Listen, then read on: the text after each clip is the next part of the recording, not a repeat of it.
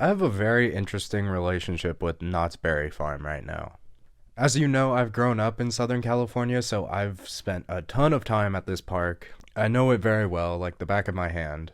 And I have a lot of thoughts on this coaster lineup. But today we're going to look at how the coaster lineup can improve. If you've watched my Kings Island wishlist video or my Dollywood wishlist video, you know that these videos are supposed to be fun.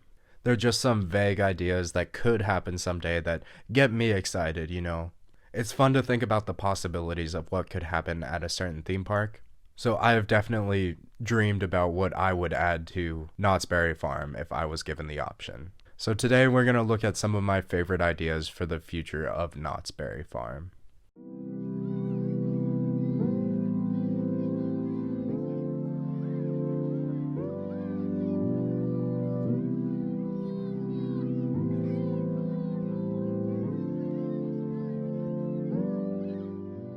I have 5 ideas I want to go through. The first one is kind of on the short-term scale, and it might be resolved by the time I freaking finish editing this video. But at number 5, I want to talk about Timberline Twister, which was unceremoniously removed from the park, and it seems like they're just going to replace it with a different kiddie coaster. I just hope that kiddie coaster is a coaster that everyone can ride, because I want the credit, and because, you know, disperse those crowds, get some people in line for the kiddie coaster. So yeah, I don't have that much else to say about this other than I hope it's well themed. I hope it's cute. I hope it's fun. And I hope it doesn't have terrible capacity, because Knott's crowds can be an absolute nightmare. They can be dreadful. So I hope that this can be relatively efficient for kiddie coasters. Like, if you look at the Flight of the Hippogriff coasters at the Universal Parks with Hogwarts, those things are insane. 2 trains, then they basically roll. Like, they don't stop. It's crazy. That would be the dream if they could do something like that at Knott's Berry Farm, but I feel like that would never happen because it's Knott's Berry Farm and their ops are really bad. But you know. Alright, I spent way too much time talking about a kiddie coaster. Let's move on. Number 4, this idea is kind of out there, but I would replace Coast Rider and the Coaster's Diner right next to Coast Rider with one big roller coaster, and that would be a Gravity Group wooden coaster. Ghost Rider is basically the most popular ride in the park. Like, hands down, it is the most popular ride in the park. So I feel like building another wooden coaster at Knott's could pay tribute to that ride. Like, it's a shame that they wasted the Coast Rider name on a crummy Wild Mouse, because calling a wooden coaster on the boardwalk Coast Rider, that could have been the greatest thing of all time. Knott's could basically build the ride that California Screamin' used to be. You know, because that ride was themed to a wooden coaster on the beach, even though it was a launched steel coaster, which makes 0 sense. But so Knott's could basically build that wooden coaster on the beach that the original California Screamin' was trying to be, you know? So that could be pretty funny. As for the scale for this attraction, I wouldn't be upset if it was on the family side. Like, I would hope like a couple steps up from something like Oscar's Wacky Taxi, like maybe a little bit bigger than Kentucky Flyer, but obviously it couldn't be an out and back layout because that plot of land isn't built for an out and back coaster. Unless you went behind Pacific Scrambler and Surfside Gliders, but I don't think there's enough room to do that. So I feel like this layout would have to be more compact. I obviously have to mention Mindblower because I think that ride is so much fun. And if they went with an inversion, it could definitely contend as one of the most popular coasters in the park. So I feel like it would be a great fit at Knott's Berry Farm. And it would be so much better than freaking Coast Rider, dude. That ride triggers me. Alrighty, moving on to my third idea for the future of Knott's. This will be a Chance Rides Hyper GTX coaster. When I rode Lightning Run in 2020, I basically fell in love with that ride. It is so much fun, dude. You have crazy airtime, and I love the restraints on that thing. Those restraints are awesome. I rode Lightning Run before I started holding up RMC restraints. So at the time, I liked Lightning Run over every RMC I had been on up to that point, which I think was only the Raptors I liked the Raptors more than Lightning Run at the time, but that doesn't matter. I'm pretty sure I liked Lightning Run more than Twisted Colossus and the Joker at the time, just because of the restraint. And it still had that insane airtime. I know back when Knott was looking at what to do with Ghost Rider before the big GCI retracking, the idea of RMC Ghost Rider was thrown around, but the rumor is that it was shot down by Knott's management because Twisted Colossus is so close. So I feel like this would be a great alternative for a Twisted Colossus style ride experience without being an RMC iBox coaster, you know? It would have that same ejector airtime, and it would just be incredible. Because to be honest, I feel like Knott's doesn't really have a coaster that just focuses on airtime, and I feel like this would be a great contender for that to happen. Plus, with the Hyper GTX coming to Arizona at some point, I'm not sure the status of that project, but the fact that they're still making Hyper GTXs is a great source of optimism for this ride model. So I hope that that ride is received well, and hopefully it propels a wave of Hyper GTX coasters, because as we all know, that never happened. Hopefully with this second go around, it can actually happen. I would obviously hope that the one at Knott's would not go upside down, because we need an airtime machine, and I would hope that this ride could be an airtime machine for Knott's Berry Farm. But speaking of airtime machines, number 2 is a B&M Hypercoaster. If you've seen the leaked blueprints, documents of a B&M Hyper that basically leaves the park and goes back towards the parking lot and then comes back, I really hope that ride happens. There are a few conditions to it. First, I would hope that it hits the 200-foot mark. If it's a mini Hyper, I'm gonna be pretty disappointed, I'm not gonna lie. As long as it just hits that 200-foot mark, which I feel like is very doable, especially if it dives under that massive road, Beach Boulevard. That could be so cool. That would be so unique for a B&M Hyper. Like, we have a bunch of them that drop right next to roads, drop over a road even, but we don't have a B&M Hyper that drops under a road. That could be so fun. Plus, you could have some awesome lighting effects in that tunnel. It could just be so cool. From what I understand, those blueprints were real, but I'm not sure if it was more like a blue sky sort of thing or something like they were actually considering. I hope it would happen, because that would be such a statement ride near the entrance for Knott's Berry Farm, especially if the drop is facing towards the people walking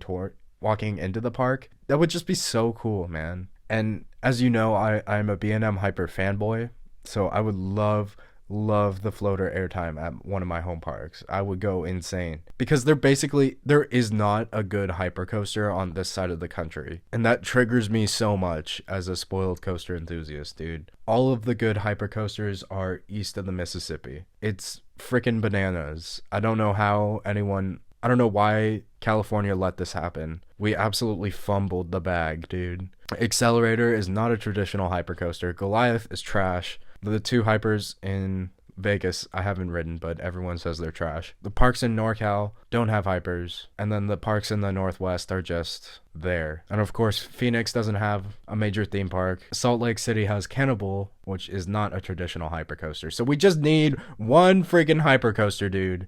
And I feel like Knott is one of the top contenders to actually get that hypercoaster.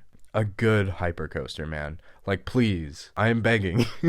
We need a good hypercoaster in Southern California. My favorite roller coaster of all time is a B&M Hyper. So if one of my home parks got a B&M Hyper, I don't know, I would run through a wall or something. And the leaked layout that came out, yeah, it did look a little short, but it still looks fun. It definitely had a solid amount of airtime moments. And the fact that it went under that massive road, that's just so cool. That would be a defining element of the ride. Like, imagine if on the way back they put a speed hill in that tunnel or something. Like, that would be so cool, dude. And the big thing that would really solidify this addition as a home run for Knott's Berry Farm would be the capacity. Because we need a capacity monster at this park. Right now we have Accelerator, which when it's open, it's usually running one train and has terrible capacity. We have Hang Time, which has 16 car trains and has terrible capacity. And then we have Ghost Rider, which I don't even have to get into it. It's so atrocious, dude. It's ridiculous. It has one of the most infamous lines in the theme park industry. It's absolutely ridiculous.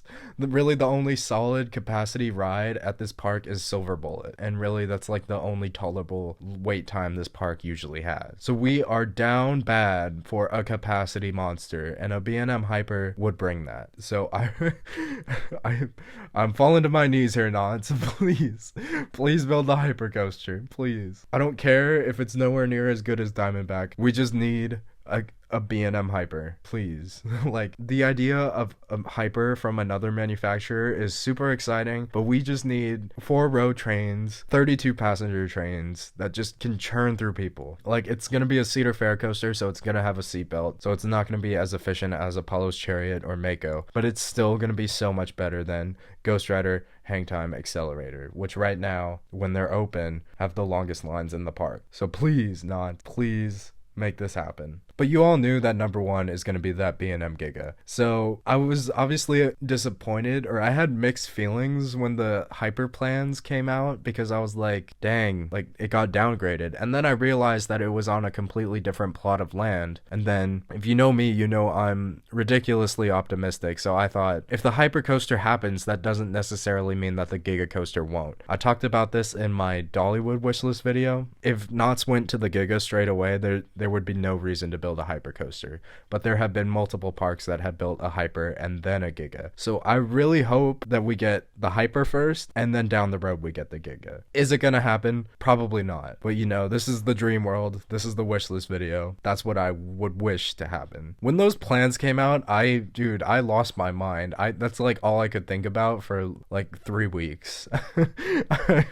I went bananas, you know? Like, imagine if your home park doesn't have a Giga. Like, you could only imagine the feeling of a leaked Giga layout rumored for your park. You would probably feel the same way. So like, all I could do was eat, sleep, and breathe Knott's Giga for a long time. And then obviously it either got canceled, postponed, paused. I don't know what the status of that project is, but I still hope it can happen at some point. Like, this isn't even the first time in Knott's history that Giga rumors have come up. So I feel like down the road, I feel like it's totally possible for those rumors to reignite, whether that's in 2 years, 3 years, 10 years, 15 years. It doesn't really matter. I feel like it could still happen if someone pushed hard enough. Basically, just copy paste that entire capacity rant I just had and apply it to this coaster, especially if they have both, because as far as I'm concerned, if they get a B&M Hyper and then a B&M Giga, that would relieve so many crowds from rides like Ghost Rider, Hangtime, and Accelerator. It would be ridiculously helpful. Like, if we had a run like Carowinds did in 2010 through 2015 where they got Intimidator and then they got Fury, that would be flawless, man. That is the dream. Is it gonna happen? No.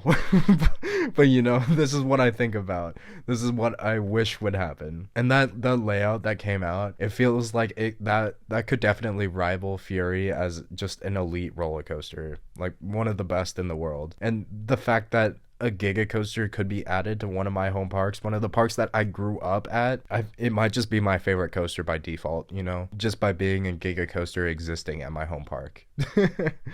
And when you consider the fact that the Olympics are coming to Los Angeles in 2028, Knott's Berry Farm is gonna need a huge attraction to draw in so many of those tourists. And obviously a Giga would be a perfect fit for 2028, so that's what I'm kind of hoping for. But if you look at it from the 2023 perspective, I feel like it's kind of reasonable to predict a run like Carowinds just had, because if we get a hyper coaster in the next couple years and then a Giga coaster in 2028 to open in time for the Olympics, I feel like that would just be brilliant, and that's what I'm hoping for, because that seems really plausible. Because the Olympics are a huge deal, and that's going to be in Knott's Berry Farm's market. So don't be surprised if investment in Knott's Berry Farm ramps up within the next few years. So I'm hoping for that hyper first, next 2 or 3 years, and then 2028 Giga year. But, you know, we'll see if that happens.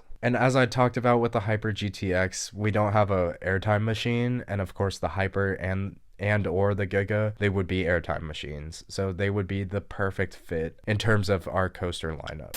Hey, this is Theme Park Nerd from the future. I'm just cutting in to talk about the state of Montezuma's Revenge / Montezuma the Forbidden Fortress. I haven't really been paying attention to this project because, to be honest, I was never really that excited about it. And if rumors are to be believed, it seems like Forbidden Fortress project is dead. So that's really bizarre. That is extremely bizarre. I can't believe that Knott's closed one of their top 5 roller coasters without having a steady replacement plan. That seems incredibly dumb, but you know, if I had it my way, I would not have replaced Montezuma's Revenge, especially the way that they did it, because the way that it was announced, it was the fact that we were told as guests that it would be closing for a refurbishment.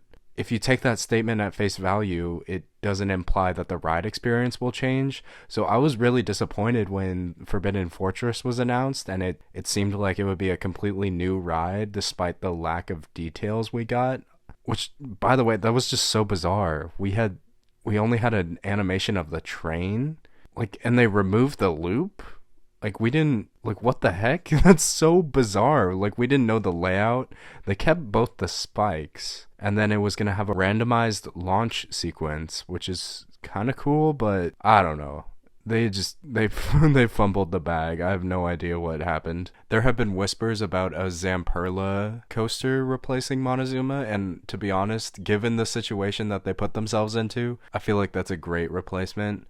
The double heart model, that seems really exciting. That could be really cool, especially if they go with the 200-foot one. That would be staggering. That would be a huge attraction, and that would definitely transform the Knott's Berry Farm skyline. That area of the park is already jam-packed with coasters, so if they could squeeze a double heart in there, that would be insane. That would be so cool. A smaller model would definitely be cool too, but this would only apply if they use a turntable. I believe Zamperla is offering a turntable, so you have to use that if you go with the double heart. So yeah, I'll throw a Zamperla double heart on here as a replacement for Montezuma's Revenge. But once again, I would not have replaced Montezuma in the first place. That's really a shame, and I'm planning a separate video about the current state of Knott's Berry Farm, and I'm gonna dive more into that when that comes out. So in terms of timeline, I guess you would have to do the double heart first, and then, as I discussed earlier about the Olympics and doing a Carowinds style run where you get a B&M Hyper and then a B&M Giga, that seems a lot less likely if you try to squeeze in a whole other roller coaster. But screw it, why not? We're doing double heart, we're doing B&M Hyper, and then we're doing B&M Giga right before the 2028 Olympics, because why not? And there's my Knott's Berry Farm wish list. So yeah, those are my 5 ideas for the future of Knott's Berry Farm. What do you think about this video? What do you think about my ideas? Do you have any ideas of your own for the future of this amazing theme park? Please like, comment, and subscribe, and I will catch you later.